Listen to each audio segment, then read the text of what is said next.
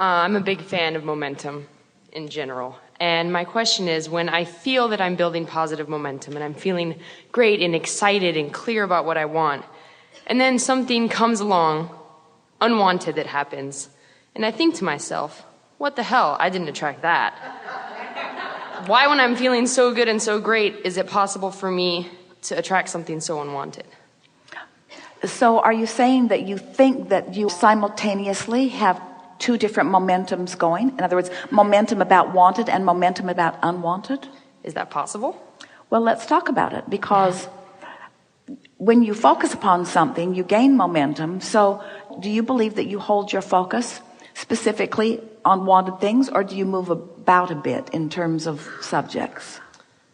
Well, I'd like to say that I only focus on wanted things, but if I'm being honest, it's a little bit of both. Well, there are two possibilities. One is that every subject is really two subjects. So as you think you're focused upon what you're wanting, really you're focused upon the absence of it. But that's not the way you presented this. You said, I've got positive momentum going. So what do you mean? For example? Like, for example, everything seems to be going great with my job, and I'm doing something that I really love and enjoy, and I'm fortunate to be doing something that's what I really want to be doing. And everything seems to be going great in my relationships. I'm happy. Everybody around me seems to be in harmony with how I'm feeling, and we're all feeling good. And then all of a sudden something happens, and now I don't have the job that I did have, that doing what I love, and in one day it's just gone.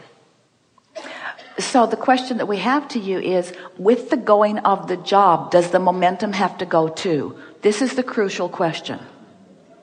And if the answer is, well, yes, of course, then that means you weren't garnering natural momentum. You were living conditional love. In other words, the condition was fostering the way you felt. Esther discovered that a bit. She was living happily ever after. When she heard Katy Perry's song Falling from Cloud 9, she said, yeah, I'm down with that. In other words, it's easy to feel good under some conditions and not as easy to feel good under other conditions. But the best analogy that we have that explains this as a footing or a basis is a woman was presenting to us a similar complaint one day. She'd gotten a ticket in traffic.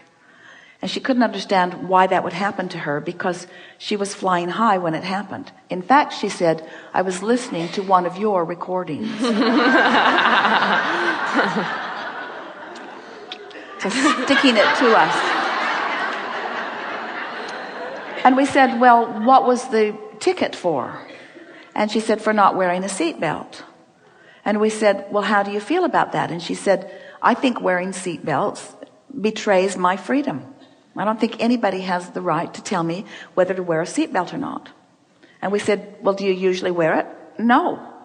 I look for every reason not to. Sometimes I pretend like I'm wearing it when I'm not wearing it. But I don't want somebody telling me what to do about that. So as we all listened to her, it was evident that she had a vibrational bugaboo about that subject. So we explained to her that she's moving through traffic and feeling pretty good about most things, but she's got momentum going. Now the question that you're putting here is it possible to have momentum going on more than one disc? What do you think, given from this? In other words, do you spend all of your time thinking about this? Or do you think about that sometimes, and you think about this sometimes, and you think about this sometimes? And does that mean you sort of have a grid median that's happening, a sort of grid average? But do you have the ability to always stay in that average, or do different things spike your vibration relative to different things? In other words, if 17 seconds and another and another and another will increase momentum of something, doesn't it make sense that as you go through your day, you'd light up about different things at different times through the day? And a universe that's really responsive to you is saying, here you go, here you go, here you go, here you go, here you go. That's why we want so much to assist you in gaining control of your vibration. We've never said to you, achieve vibrational alignment and it's yours forevermore, like a college degree that you hang on your wall. It either is or it isn't in the moment. And what you're doing as you're moving through this is you're working the bugs out of the things that commonly come to you, because there really aren't that many reasons for vibration, and there are thousands of impetuses for them. In other words, Let's talk about the grids in emotional terms. You're going to like this. So let's say you've been feeling unappreciated. And let's call that an emotion. Well, unappreciated, as you get that not being appreciated momentum going, it can show up at work. It can show up with strangers. It can show up with traffic. It can even seem to show up with inanimate objects. It can show up with insects. It can show up with strangers' dogs in the park.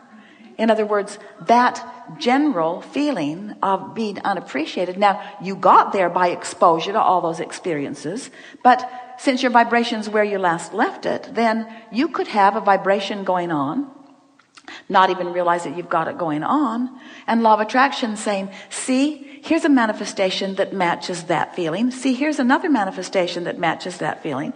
And most people, as they have the manifestations, which is what? It's the grid filling in. It's the realization of the vibration you've got going on. Then you just practice that vibration all the more, don't you? In other words, aren't you more likely to practice the vibration of not being appreciated when someone has sort of disrespected you in some way? Yes. But do you have to? Do you have other choices? Do you have to let them make the statement about how you feel? Or can you feel as you choose to feel regardless of the way they have behaved? Because their behavior isn't about you, is it? It's about them. And once you start making those distinctions, so when you feel loved, oh, isn't it nice to have someone that you respect holding you as their object of attention and loving you? Doesn't that just feel wonderful? And doesn't your world start to shine in different, more wonderful ways when you feel loved? And that sort of makes you say, well, now you've loved me, you can't stop.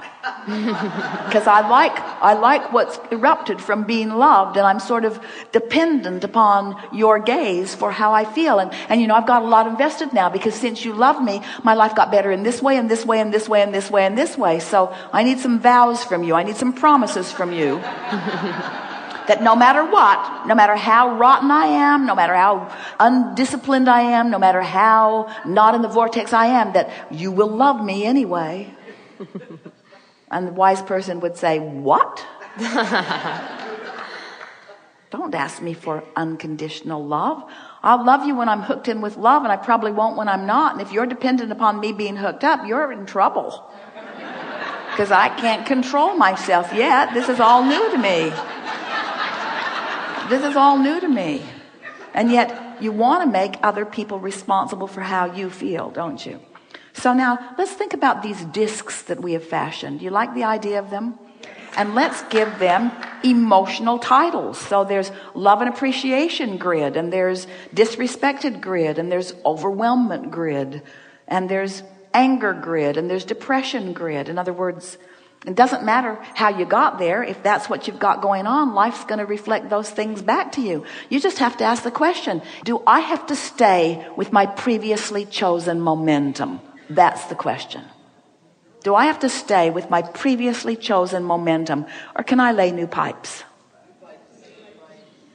So you can lay new pipes, but it's not going to be the easiest thing that you've ever done, but you can do it, can't you? And the nice thing is, the more you do it, the better you feel, and the better you feel, the more good stuff comes, and the more good stuff comes, the better you feel, and the better you feel, the more good stuff comes, till pretty soon you begin to feel invincible. And we just love it when something happens to somebody who's sure they're there when they're not, that shows them that they still have work to do. That's all. Happens to Esther every day. Every day. Every day. There's something that happens that lets her know that she's been choosing a disc that is not serving her well, and that she could do better if she would focus. And she wants to, you see.